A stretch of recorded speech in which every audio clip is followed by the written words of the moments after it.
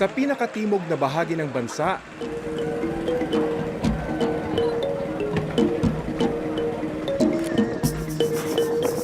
matatagpuan ang isang komunidad na nabubuhay sa biyaya ng karagatan.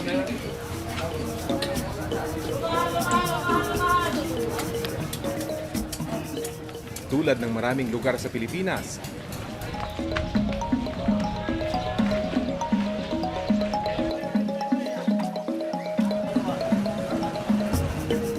sa tubig nakasentro ang buhay ng mga nakatira rito. Ang kanilang mga tahanan, nakatungtong sa tubig at hindi sa isla.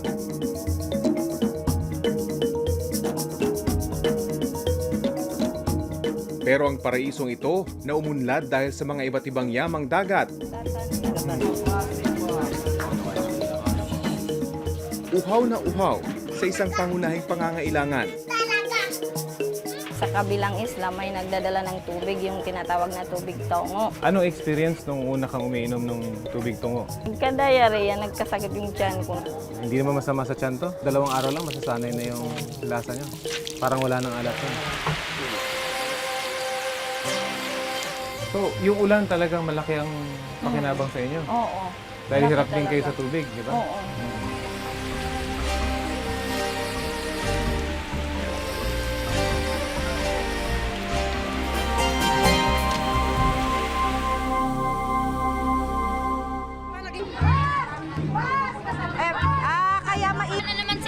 Dalawa lang! Nitong mga nakaraang buwan, laman ng balita ang kakulangan ng tubig sa Metro Manila. Sa buong mundo, lumalala na rin ang problemang ito.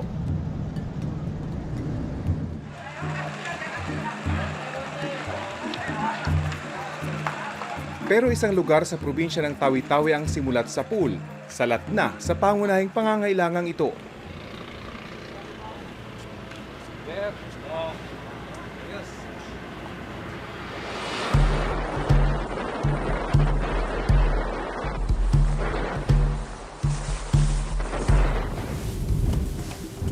Mula dito sa Bungaw, papunta na kami ngayon doon sa isla ng Sitangkay. Mga 2 oras yung biyahe. Pero tignan nyo naman, napaka-alon, napakalaki ng alon. Ito yung kailangan bunuin ng mga taga-Sitangkay na manggagaling dito sa Bungaw kapag araw-araw silang babiyahe.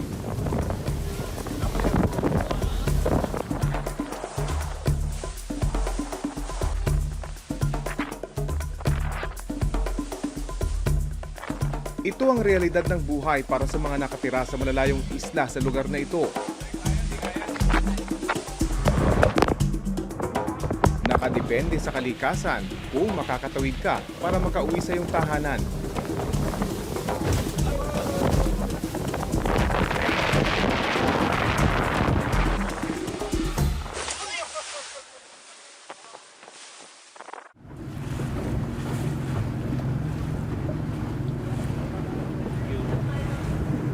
Kinabukasan, pinagbigyan na kami ng dagat na makatawid patungo sa Sitangkay.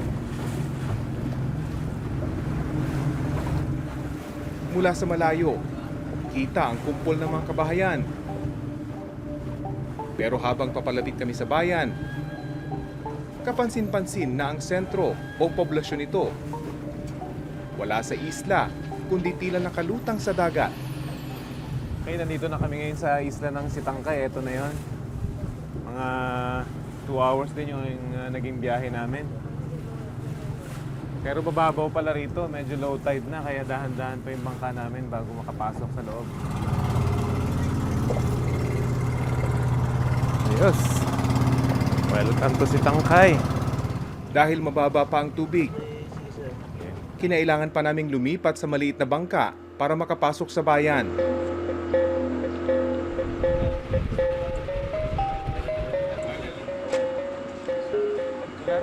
Ganito lang din. Sa pantalan lang. Pero dito sa Sitangkay, wala. Sige ko. Tinuguri ang Venice of the South.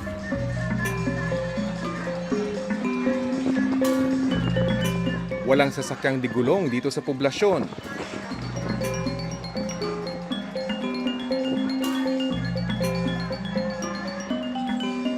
Pero ang kanilang pangunahing kalsada, may traffic ding may tuturing sa dami ng mga bangka.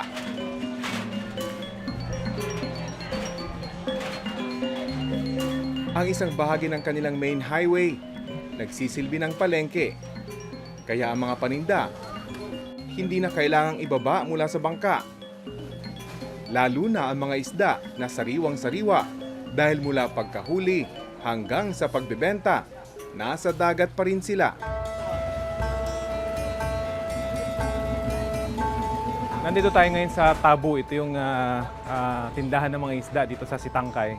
At karamihan ng mga kinabubuhay nila dito talagang galing sa dagat. At of course, itong mga isda na to na fresh, dito lang sa paligid nakuha. Dahil malapit na ang Sitangkay sa isla ng Sabah, ang ilang ibinebenta rito galing na sa Malaysia.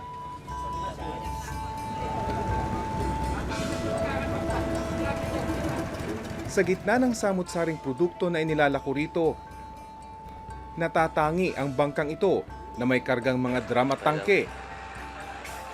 Nagbebenta ito ng isa sa pinakamahalagang bilihin dito, ang sariwang tubig. 50 pesos per drum. Alam ko dito, mahirap ang tubig. Kailangan meron nag-supply sa kanya. Yun na nga. Kung hindi sila magpunta doon magbili, mahirapan. Paano kung walang bangka? Yun na nga, mahirap dito. Siya si Tatay Eldam Edris. Dalawa na yun. Mura. Nakatira siya sa kabilang isla ng Sibuto Meron na. at tumatawid ng halos 1 oras patungo dito sa Sitangkay para magbenta ng tubig. Sa kanilang isla kasi, may pwedeng pagkunan ng sariwang tubig, hindi tulad dito sa Sitangkay. Magkano ang kinikita nyo pag sa isang biyahe? Magkano? Isang biyahe, 5,000 yun. 5,000? Isang araw lang yan? Isang araw. Ilang beses yun? Dalawa na yun. Dalawa, so 10,000 na sa isang araw. So malaki na yun. Malaki na yun kasi kapag hindi ulan, yun lang nga.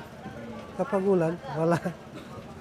Marami ho ba kayong ganitong business ngayon na Marami. ginagawa dito? Marami, mga 20. 20 Oo. na nagbibenta lang ng tubig. Oo, kulang pa dito. Kulang pa. Oo. Yung mga ibang banda yung tirahan, hindi makabot yun. Hindi makaabot, ubos na. Ubus na. Pero itong tubig nyo, hindi pwedeng pang inom. Pwede yan. Pwede. Akala ko sabi medyo maalat-alat. Hindi. Dito, Oh. wala na yan. Sanay na yan. Sanay na yung mga tao. Oo, sanay ng mga tao. Walang naalat ng laman nila. So kahit may alat, iniinom. Hmm.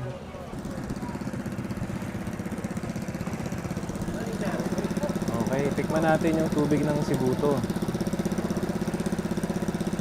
So itong tubig po na ito, galing diretso dun sa well, sa Sibuto. Hindi na ito pinakuluan, malinis talaga. Hindi siya maalat? Hindi. Ilan na. Okay. Tikman natin. Oo nga, no? Okay. So meron lang konting alat siya, no? Na matitikman. Ang sinasabi nyo, 2 araw lang masasanay na yung lasa nyo. Parang wala nang alat nun. So ang ginagawa nito, lalagyan lang ng ice o pinapalamig. Para walang lasa talaga. Hindi naman masama sa tiyan to? Hindi. Simula pa noong unang panahon, ito na ang problema ng mga tiga rito sa Sitangkay. Ang pagkukunan ng sariwang tubig.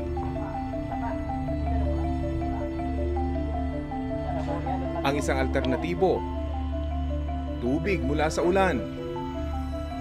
Pero hindi gaya ng tubig mula sa lupa. Nakadepende sa panahon ang tubig mula sa langit.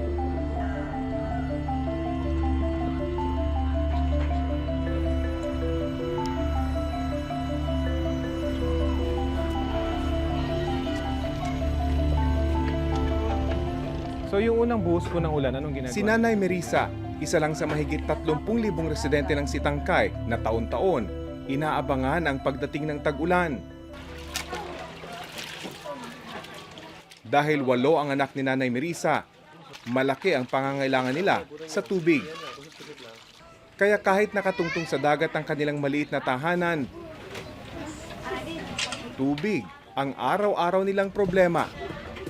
Paano pag summer? Pag walang ulan, anong ginagawa May niyo? ganun, may ano kasi sa kabilang isla, may nagdadala ng tubig, yung tinatawag na tubig taongo. Tapos yung nang binibili namin, 250 kada barrel. Ano, Tapos pinupuno niyo yung ganito. So magkano ang gastos niyo sa isang buwan sa tubig? malaki. Yung sa isang buwan, magkano ang 15,000. Yung sa mineral water, 5,000 kada buwan. kada buwan? So 15,000, 15,000 lahat. tubig pa lang yun? Tubig pa lang. Wala oo. pa yung pagkain niyo? Oo. Paano kayo nakakatiis ng ganun? Wala nang choice. Ganun lang ang buhay. So, mananalangin na lang. Ng ulan? Oo. Isang araw bago kami dumating, bahagya raw umulan. Kaya kahit papaano, nakapag-ipon si Nanay Marisa ng tubig. Kapag umuulan na, dito sa improvised na alulod na dumadalo yung tubig, tapos dito sa may improvised nila na rain collector, dito sa may tubo at diretso dito sa may drum. So pag malakas na yung ulan, mabilis lang siyang naiipon. Pero dahil nga sa dami ng tao sa household na ito, mabilis ding maubos. Dahil galing sa bubungan, kailangan pang pakuluan ng tubig ulan bago pwedeng inumin. Ang pagpapakulong ito, dagdag gastos din para sa pamilya. Dahil maliliit pa ang anak ni Nanay Marisa at wala pang 1 taong gulang ang kanyang bunso.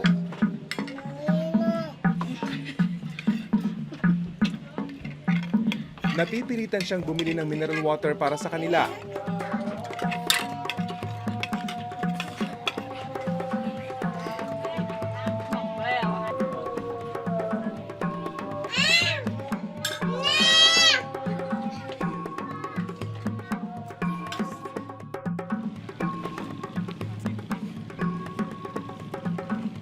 At dahil inaangkat pa mula sa Bungaw at minsan sa Zamboanga, 120 pesos ang isang galon na tatagal lang ng isang maghapon. Ayan, so dito tayo bibili. Oo. Magkano yung mineral water nyo, kuya? 110. Ayos. Nakatipid ka na 10 piso. Oo. Depende sa alon yung binibenta yung tubig. Pwedeng magmahal, pwedeng magmura. Kung maganda ang panahon, mas mura. Pag malalaki ang alon, mahal. Magkano nadadagdag? 10 pesos, 20 pesos, gano'n. Mahal pala ang alon, ano? Pagtatanim ng agar-agar o seaweed ang pangunahing kabuhayan dito sa Sitangkay. Itinuturing nga silang isa sa pangunahing source ng seaweed sa buong bansa. First class kang maituturing ang bayang ito dahil sa laki ng kita nila sa agar-agar. Kaya naman ang mga tulad ni Nanay Marisa, kahit papaano ay may panggastos sa inuming tubig ng pamilya. So 10 days lang pala, pwede nang i-harvest. Oo, kapag naabunuhan. Paano nyo pinipili yung seedling? Yung naalis namin yung ano, Yung yung pinakamal- ganito. Hinihila yan. Itong agar-agar, saan siya ginagamit? Plastic siguro. Plastic daw ba? Oo, sabi. Yung ba sabi? Oo. Di ba kinakain to? Pwede rin. Pwede rin kainin, sir. Sarap to. Lagyan ng mga halo-halo. Halo-halo. Oo, yung ano. Yung gelatin ba? Mababaw ang paligid ng isla ng Sitangkay. Kaya perpekto ito para sa pagtatanim ng seaweed.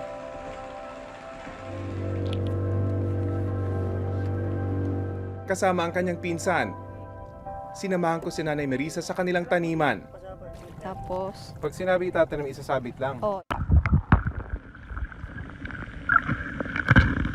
So ito yung tinatanim nila. Inaayos muna nila sa bahay bago ilalapag dito. oh, ganyan, sir. Yun. Tapos i-stretch nila. Kailangan nakatali para hindi siya anurin, kuya. Itong ginawa mo, ilagay mo muna sa tali para Nasa sa dagat. Para hindi maabutan ng ng ulan. Ah, Pag abutan yan, masira. Sayang yung pinaghirapan na. paano masisira pag ulan? Kasi may ano, may Kasi May ano abono siya, yan. Ah, may abono. So dapat mailubog na. Oo. Ah, inuunahan mo lang yung ulan. Masisira yung kanilang mga seedling pag hindi natin nilagay. Dahil ayan na yung ulan. Habang tinutulungan si Nanay Marisa, hindi maiwasang sumagi sa aking isipan. Ang tubig ulan na kanilang pinakahihintay, siya ring pwedeng pumatay sa kanilang pangunahing ikinabubuhay.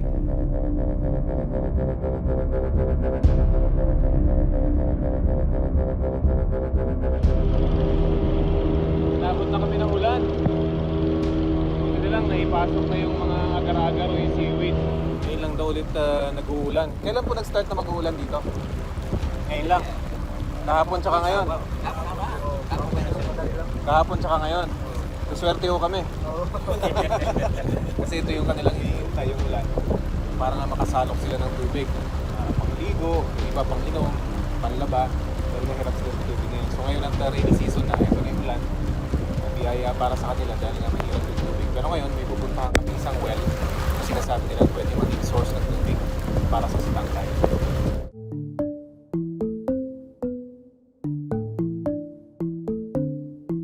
Maswerte ang pagdating namin sa Sitangkay dahil nagsisimula na ang tag-ulan. Ang panahong pinakahihintay ng islang uhaw sa sariwang tubig. Wala na. Si Marisa, inaayos na ang mga drum at galon para pag-ipunan ng tubig. Ako, yung ulan natin. Oo, nandyan na. So pag ganito talagang alerto kayo. Oo, alerto Malapit talaga. ng umulan, Oo, ayusin niyo na yung mga ayusin. tubo niyo. Paano yun? Wala pa kayong tubo dun sa malaking tangke? Walang magawa kasi walang ipambili. Wala pang budget. Wala pang budget. Ang malaking drum galing pa raw sa Malaysia at binili ni Nanay Marisa sa halagang 7,500 piso.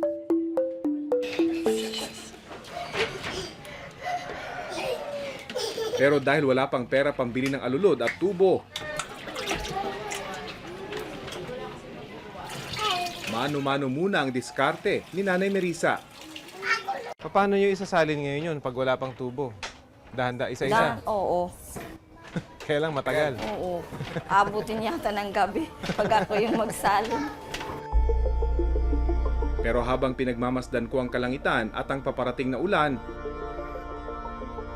hindi ko maiwasang mag-alala sa kalagayan ng mga tiga rito. Pagka bagyo ba, umaabot dito sa flooring nyo? Minsan kapag bagyo, minsan kasi ganun yung dagat, tumataas. Tapos maglilinis pa ng dagat. Mahirap, no? Pero tiis-tiis lang. Pero ba't ayaw nyo dun sa may lupa? Dun sa may isla na may lupa? Wala kasi kaming lupa doon, kung may mahanap buhay ba doon. Kasi dito meron hanap buhay.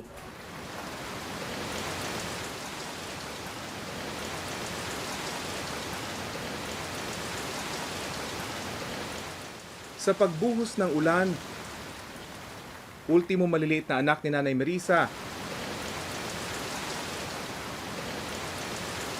alam na ang gagawin. Kanya-kanyang sahod ng tubig. Misto naman itong laro para sa iba. Seryoso itong gawain para sa pamilya.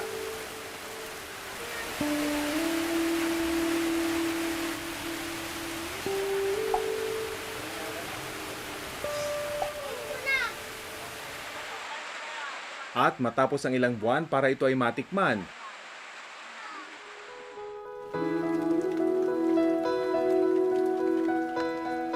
hindi maiwasan na ibang bata na namnamin ang tamis ng biyaya ng ulan.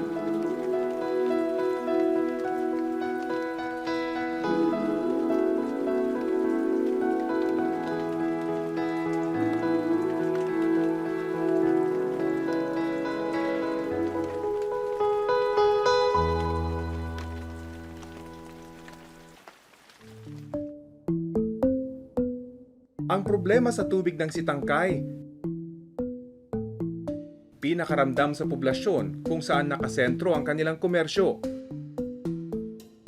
Pero sa karatig isla nito, merong isang bukal na pwedeng pagkunan ng sariwang tubig sa gitna ng pinakamalaking isla na sakop ng bayan.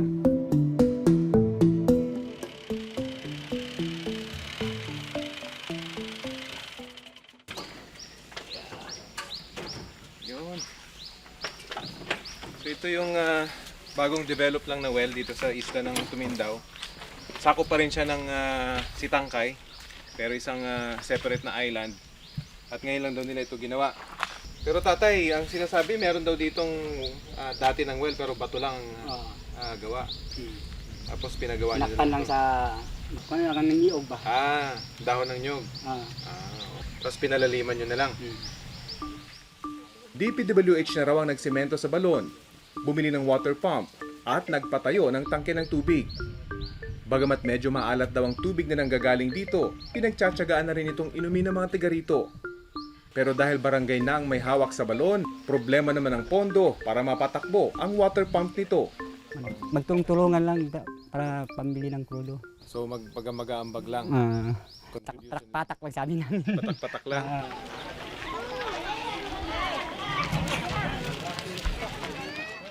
May tubo na patungo sa sentro ng barangay kung saan naroon ang mga gripo.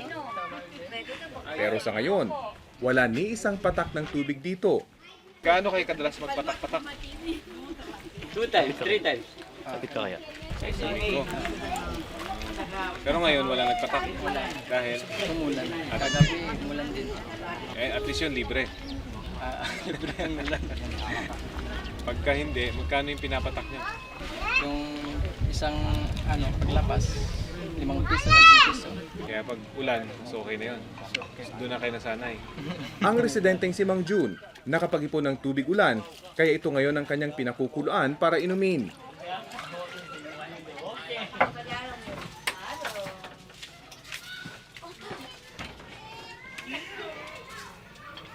May balak na raw ang lokal na pamahalaan na i-develop ang tubig mula rito sa Tumindaw Island. Pero sa ngayon, magtsatsaga muna sila sa tubig ulan, maalat na sariwang tubig, at ibinebentang tubig mula sa bayan ng Sibuto.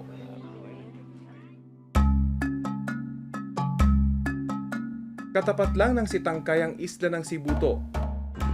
Bago pa man ito humiwalay para maging isang bayan, dito na umaasa ang mga taga-Sitangkay ng kanilang tubig kapag walang ulan. Kararating ko lang dito sa isla ng Sibuto kung saan ang nagagaling yung mga tubig na ibinibenta sa isla ng Sitangkay. Pero may isang barangay tayong pupuntahan kung saan nanggagaling yung pinakamabentang tubig dito sa Sibuto. Ito parang binibigyan talaga. Ito ang balon ng barangay Taungo sa bayan ng Sibuto. Sa tagalan nilang hinahango ang tubig dito, 3 tangke na ang nakatayo rito. Kailan pa po nagsimula itong water system niyo po dito? Ito, matagal na siya. Tagal na. Opo. Sino po nagpagawa nito? Nabanggit niyo DPWH, tama ho ba? Opo. Pero ngayon, sino nagme-maintain itong water system po ninyo? Yung barangay. Barangay. Opo. Oo. Tapos itong tubig nyo, diretso na sa mga bahay-bahay. Sa bahay. Mga bahay. Mga bahay meron na. Opo. Pero talagang purely barangay project lang po ito. Barangay project. Opo. Libre ang serbisyo ng tubig sa barangay Taungo. Maging ang mga kumukuha ng tubig para ibenta sa Sitangkay, hindi rin kailangang magbayad. Tulong na rin daw ito sa kanilang mga residenteng naghahanap buhay. Sa katabing barangay ng Tongehat dito sa Sibuto, natuntun namin si Tatay Eldam. Yun ang nawala, tapos binibenta nila. Ang una kong nakilala sa Sitangkay na nagbebenta ng tubig mula rito. Ikaw hindi ka nagpatayo doon. Tulad ng karamihan ng residente rito, pagtatanim ng agar-agar ang kinabubuhay niya para ipangbuhay sa pamilya. 8 ang anak ni Tatay Eldam. At hindi sapat ang kita niya sa pag-aagar-agar. Saan mo ginaya yung pag-business ng tubig? Kasi nakita ko mga kasama taga dito. Nakita ko na sabi nila mabuti pa magbenta na tayo ng tubig. Yung agalaga matagal kita maghintay. Ng pera. Yung magtubig, madali lang kita isang araw makapera na. Pribadong individual ang may-ari ng balon na pinagkukunan ni Tatay Eldam ng tubig. Binubomba ito patungo sa pantalan kung saan naroon ang kanyang bangka. 1,500 ang bayad kapag napuno ang lahat ng kanyang imbakan. So magkano kinakita mo sa 1,500 na binibili mong tubig? 1.5 maka higit lang ako mga 3.8 hanggang 200 lang. Okay na ba yun? Yung kita na yun? Na mahirap din. Bakit to? Alam mo, ngayon, mahal talaga ang mga bilhin lahat. Mga yung bigas, ito mahal. Mga isda, mahal dito. Pero mas okay na yun kesa sa agar-agar lang. Oo, okay na.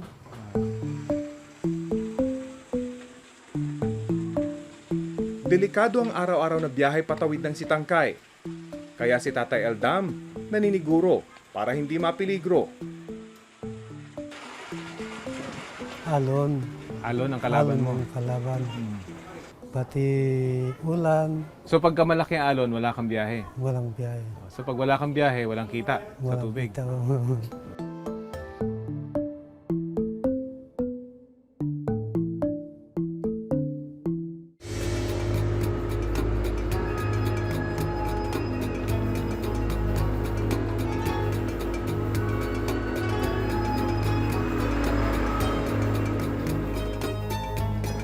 Sa isang komunidad na nakatungtong na sa tubig at dito umaasa ng kabuhayan. Masakit isiping tubig ang kanilang pinakamalaking problema na tila mahirap solusyonan. Kung tutuusin, may mga posibleng solusyon namang nakikita. Pero tulad ng maraming problema sa ating bansa, kakulangan sa pondo ang problema.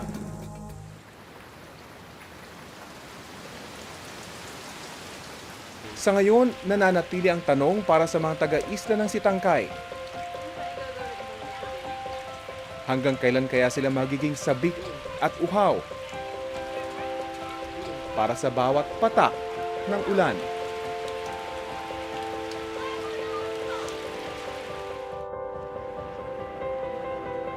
Magandang gabi. Mula rito sa Sitangkay, Tawi-Tawi. Ako si Rafi Tima at ito ang Eyewitness.